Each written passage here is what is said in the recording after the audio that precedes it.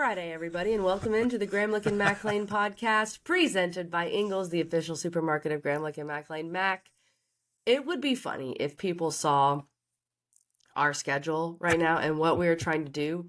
Not that, we are both busy, everyone's busy, it's the holiday season, but just the back and forth and the ridiculousness that we've been jumping through, plus illnesses, because, those never end. So it's just been fun. And Mac's going to Bristol. I'm going here. Try to figure it out. We're cutting a nap for Amelia. It's chaos, people. It's chaos in our lives right now. All right. And as KG mentioned it, we're both sick. We sound nasally. It's just, I can't talk anymore. It's unbelievable. But hey, we're here. We're making it. We got our medicine. We're rolling. And we got more bowl games to talk about. Let's go, people. So I'm excited, KG, today to jump into these two matchups. Yes, we have two, I think, very interesting games. The Duke's Mayo Bowl between North Carolina and West Virginia. And then we also have the Fenway Bowl between SMU and Boston College. Let's start with UNC. And Mac, before we get to both these bowl games, break this down, we are inching closer and closer to Christmas. This is actually our last episode before Christmas. We will be off on Christmas, obviously, and then we will release episodes next week, Tuesday, Wednesday, Thursday. NC State, Clemson, Florida State. So get ready for that. But Mac, I know you're very excited for Christmas, for Amelia's second Christmas, Jacob's first Christmas.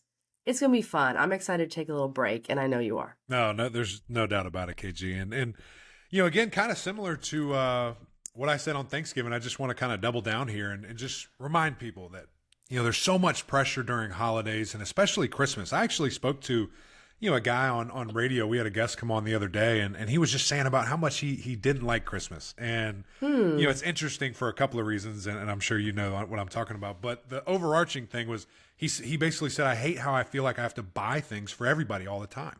And True. That's not what it's about. It's absolutely not what it's about. And the ultimate reason, of course, is the birth of a savior, which is fantastic. And of course, we couldn't do anything we're doing without that. But the other thing, just being with your family and just enjoying that time and, enjoying some time off, if you are, and sadly alone, hopefully off, and, just enjoying that and go sing some songs, have some good food, enjoy the lights, and maybe you get one or two presents. That's at the end of the day, but enjoy that family time. So I want, hopefully people don't feel that pressure. Don't go broke trying to get presents, okay? We got to manage our stuff. I see too many stories about that. And so I just kind of want to throw that PSA. But KG, super excited because Amelia is not just this little alien sitting there. She's going to be actively ripping open things. She's been walking like crazy. I need to send you this video, KG. She's taking like 30 steps at a time now. She's unstoppable. It's unbelievable. So Christmas is going to be so fun from that aspect too, just seeing her have a good time. And we had so much great fun with our cousins as well. So I know you're heading to Raleigh. I know you're seeing your people, and it's going to be a fun time. I know Santa will be coming to the Lain household. That's right. Even though in a later episode, a quick stop. next week, you'll see that a certain coach we interview next week claims that maybe Santa doesn't visit Columbia, South Carolina. We're not sure. But yes, let's get to a message from Ingles. Again, this is what the season's about, Mac. Being with your family, but also giving back to people who might need some help. So here's a message from Ingles and how much they are helping us give back to the community.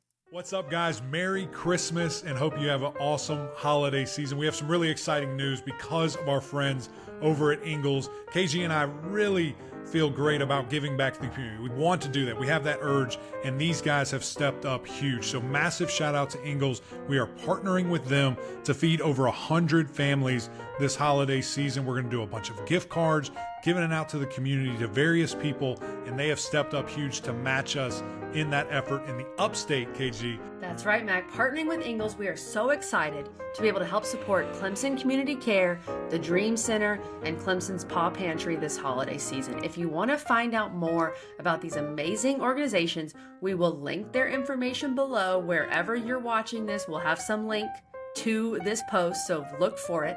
We would encourage you to also give back to your community this year in whatever way you can. Doesn't necessarily have to be to these organizations. It can be, $1, $5, whatever it is. That's what we hope you'll get from this. So God bless and happy holidays from Gramlich and Lain.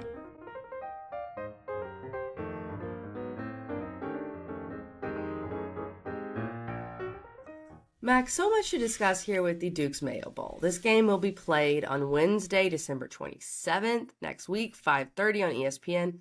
North Carolina versus West Virginia. What I'm seeing right now is West Virginia is a 6.5-point favorite. No Drake May for UNC. You and I talked about this on our overview episode. We were basically saying, don't play. Don't. And some people might hate us for that, but this is the reality. Like, if this was your kid, would you say play in the Duke's Mayo Bowl Right. or don't play, stay healthy, go be the number one That's pick? right. I think we all understand that, Mac. But also no Tez Walker, which is kind of interesting because everyone fought so hard for him to be able to play, and then he opts out of the bowl game in his hometown. Kind of tough.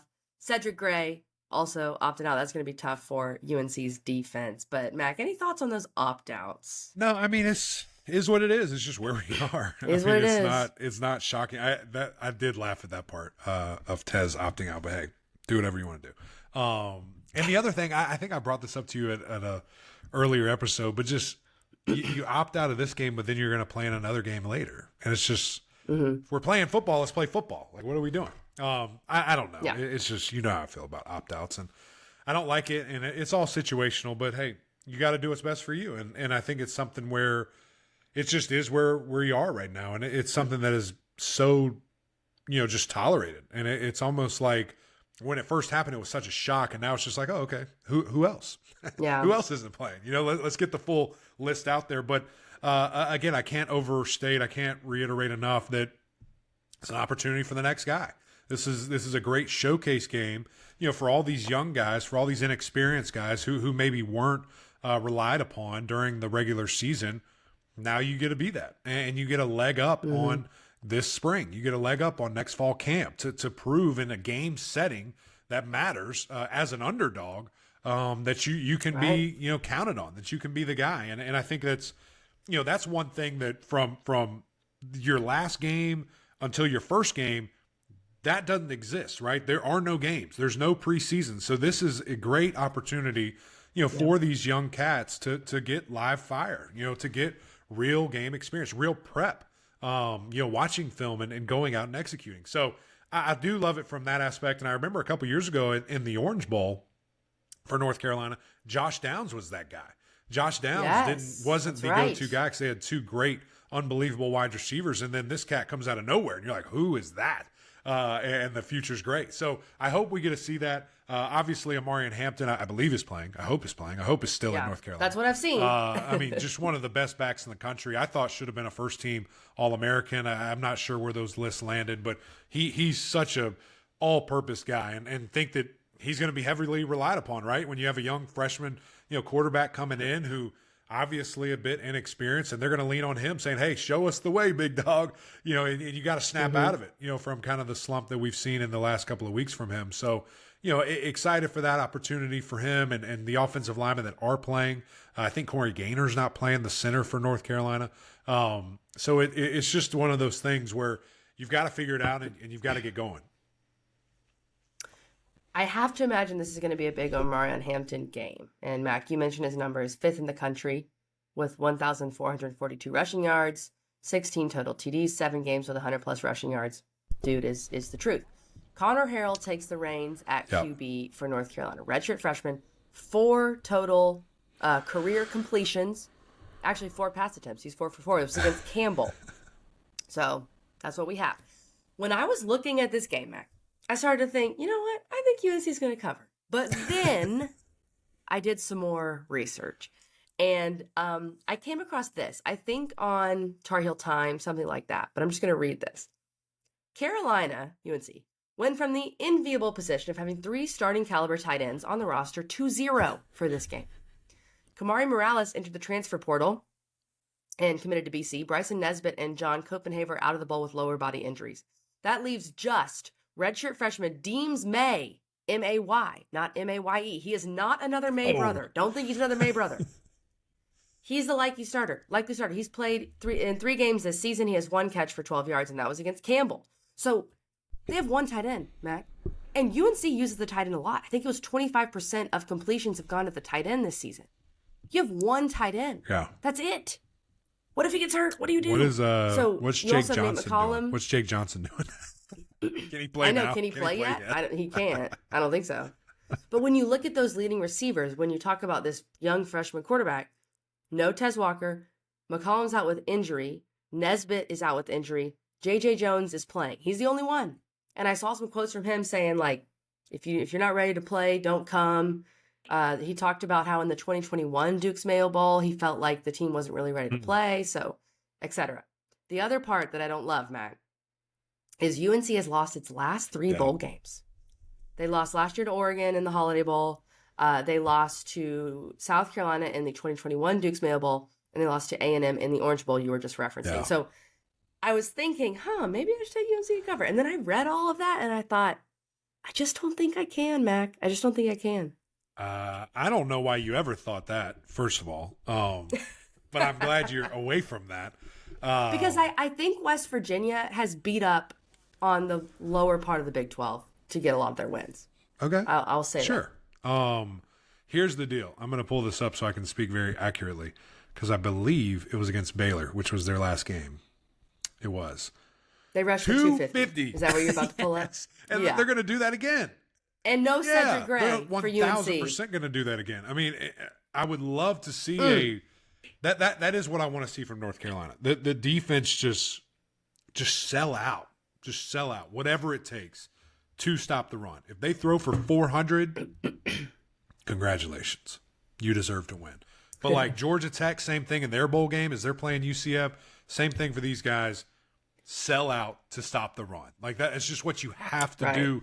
And then how can you build on that? Because it's a problem. It's always a problem, for them and in this tenure and what we've seen from them. The defense just cannot stop the run. You can't win big boy football games doing that consistently. You can't be a championship caliber team if you cannot stop the run. I mean, it's a tale as old as time. It has been the staple of football from the beginning of time is running it, stopping the run. If you can do either of those two things, you're probably going to be able to win a bunch of football games. So for me, KG, that's the biggest key. And you look at Connor Harrell and the things, okay, is this an audition and a leg up for him with this team? Right. With another team?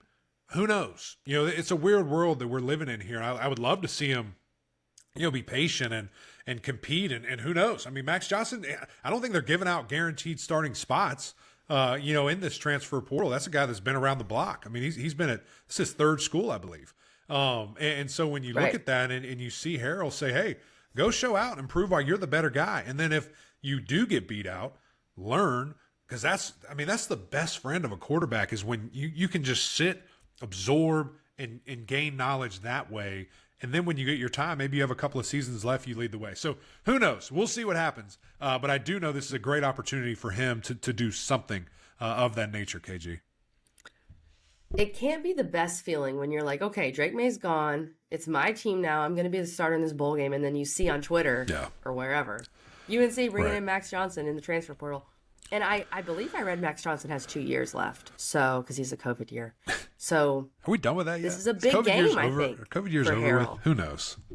I think the senior class is the last one. But this is a big game for him, Mac. But he just doesn't have weapons. Like you said, it's going to be Amarian Hampton and J.J. Jones. And then with West Virginia, you bring up the 250 rushing yards against Baylor. They are third in the country in rushing yards per game, 234 per game. So the UNC rush defense, what can you do? Can some of these young guys step up? And they have a dual threat quarterback, Garrett Green, West Virginia does, who can run the ball. So I have too many question marks here, Mac. And what's funny is that we both took the ACC teams to cover on Wednesday's episode, Miami and Louisville. And I think in today's episode, we are probably leaning towards neither ACC team covering as we get to our next game. But we both are taking West Virginia here. Sadly. Maybe future ACC West Virginia by that matter. I don't know. Who knows what conference even has any team, Mac? Okay. Our next game here, which, speaking of a future ACC member, the Wasabi Fenway Bowl, Thursday, December 28th, next week, ESPN, 11 a.m. Eastern. I think that's an interesting factor here. Number 24, SMU, is playing Boston College in Fenway Park, and SMU is an 11-point favorite. Some of the people that aren't playing, Preston Stone's out for the year. He's not opting out. He has a broken leg, so he's out. Kevin Jennings will start again. He started in the American Championship that they won.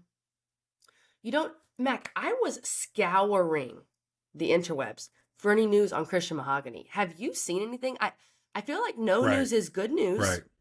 Yeah. That he's playing. The only thing I've seen is that he committed to playing the Shrine Bowl. And yeah, that's it. So I hope, fingers crossed, hopefully one more showing for my guy, and I get to see him, go out there and dominate. I feel like if you're Christian Mahogany, we had him on. We love him, by the way. We had him on before the season.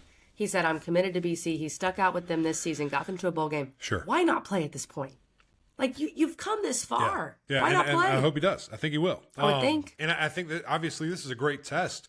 An added film for your resume going against SMU, a team that just had 7 sacks, in their conference championship game, absolutely destroyed the other team running the football. So, it's going to be a tall task for Boston College when I look at these guys. And, it was getting a little interesting there. I didn't know if my guy was going to be there or not, playing quarterback position for BC. I thought that Tommy thought it might get a little weird. There was some stuff on social media happening. I don't know. But Tommy, I think, is in. I saw a depth chart come out. I saw his name there.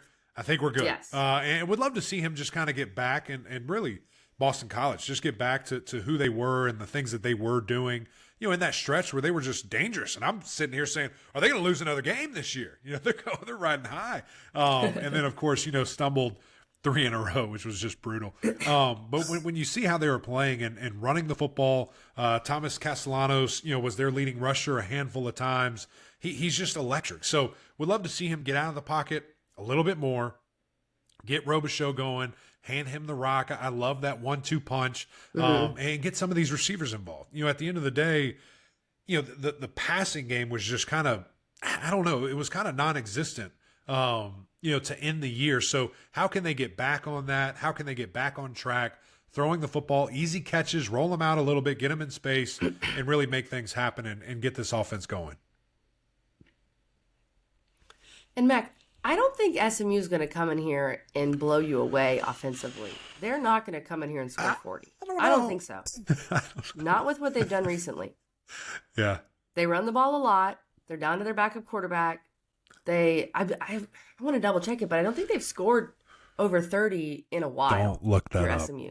So 45, 38, 59, 26. I don't know. Who am I thinking of then? 69, Maybe 55. I was thinking of Tulane. Don't look that up. 69 again. Hey, they might blow the doors off of BC. Completely take that back. See, here's the thing. Mac. Yeah, I was thinking I agree of with you with Tulane. That's on me, guys. I'm about to head over to CVS and get my cold medicine for this situation I'm dealing with. So, okay. Yeah, you're right. They scored 26 against Tulane. They scored 59 on Navy. Navy's bad. 38 on Memphis, 45 on North Texas, 36 on Rice. Okay, cool. Don't come after me. Hey, SMU fans, welcome. Welcome to the show. Here's what I'm... Woo! Yeah. Come hang. Here's my biggest factor in this game, Mac. It's Tommy. It's Thomas Castellanos. When he doesn't turn the ball over, BC has been in every game. When he does, right, that's when they can get blown out. When they got down 28-7 against Miami in the last game of the year, it was Thomas Castellanos with 2 terrible picks in the first half. And he has fumbles too. The turnovers are an issue. So here's what I'm going to give you, Mac. I think in Fenway Park, in Boston, right? I'm not sure about the fan split, but it's at least a very long trip for SMU post-Christmas. This is an 11 a.m. Eastern kick. 10 a.m. Texas time kick for SMU.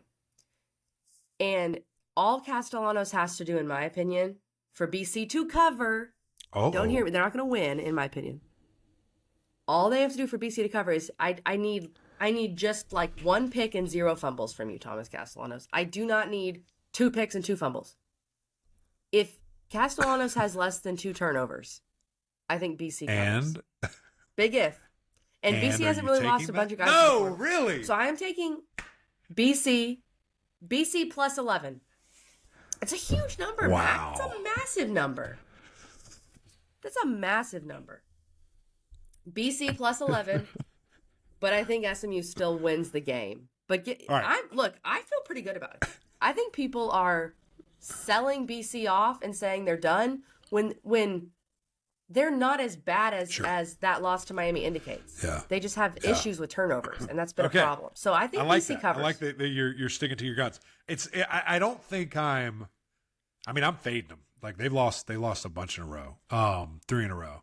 I'm definitely fading them, but I think what it is. And look, I think Mahogany's playing. That's a bit. Sure. If he says I'm not playing, that could be an issue for the locker room. I think that could be a problem. But and here's the deal: I'm not discounting any of that. I'm just overly buying SMU, wanting to make a statement. I know you are. To be like, trust me, I know you are. Hey, we're coming to win. We're not coming to play. And I think that the transfer portal guys that they have gotten in, the momentum they have right now, the recruits, the extension for Coach Lashley. But none of that is going to take the field. Yeah, but it's just that motivation. It's just that, here we go. Like, let's prove a point, boys. Okay. And the fact that SMU probably should be in a New Year's Six game, maybe. I think there's a lot of motivation. True. I think there is, and I think they kick the door down. I mean, I think they blow these guys out. I really do. I think this offense is going to be humming. Okay. I think the defense is probably even a more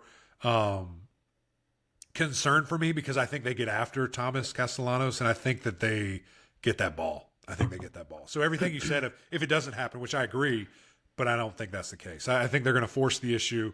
I think they create turnovers, wreak havoc, and I think we're talking about SMU as a middle of the pack at worst next year in the ACC, and they come in with all kinds of momentum. It would be a huge propelling factor for SMU. If they win this game, especially if they blow them out, finish in the top 25 for sure, and then where do you start next year being in the ACC? I'm not sure they've seen an athlete like Thomas Castellanos. And if he can hold on to the football, that can be really interesting. And it was Tulane that has not scored over 30 since September. Shout out to Tulane. And that's who SMU just beat. And held them to 14. Held them to 14. But I'm going out on a limb. It's not the popular pick, but don't write off this BC team just quite yet, especially with an athlete like Castellanos at quarterback, Mac. Oh, you are writing him off? If there is nobody, SMU fans, if you're here joining us, there is nobody that is going to be on your bandwagon quicker than this guy right here. So go follow him. I hope I'm pointing the right way. I can't wait. He's all in.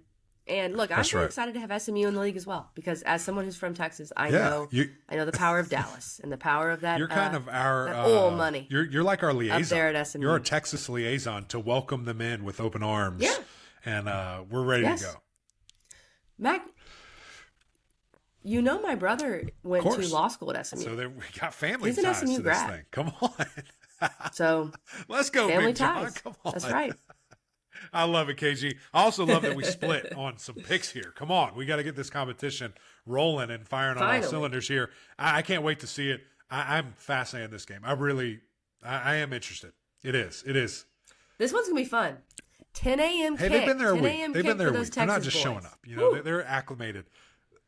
I don't know. The game's December 28th. I know Clemson's leaving or Florida State's leaving on Christmas Eve. Like the Christmas later in the evening. So I know they're leaving. They may be spending Christmas in Boston. Maybe. I don't know. It might be snowing. But anyway, guys, appreciate you tuning in. We've got some big old episodes coming up next week. Of course, Merry Christmas. Hope you guys have an amazing weekend, an amazing holiday as we continue to roll through this. We appreciate you coming on this journey. Need you to go over to YouTube, watch this channel. You missed it. I just wrote off Boston College with a Chipotle napkin and a fork. So I threw that there at the TV. You got to get it. Come over here, see the silly stuff that we're doing. Again, subscribe, leave some comments. And, of course, the OGs over on Apple Podcasts. We need your help over there as well. We would greatly appreciate all of that. But until next time, we'll see y'all.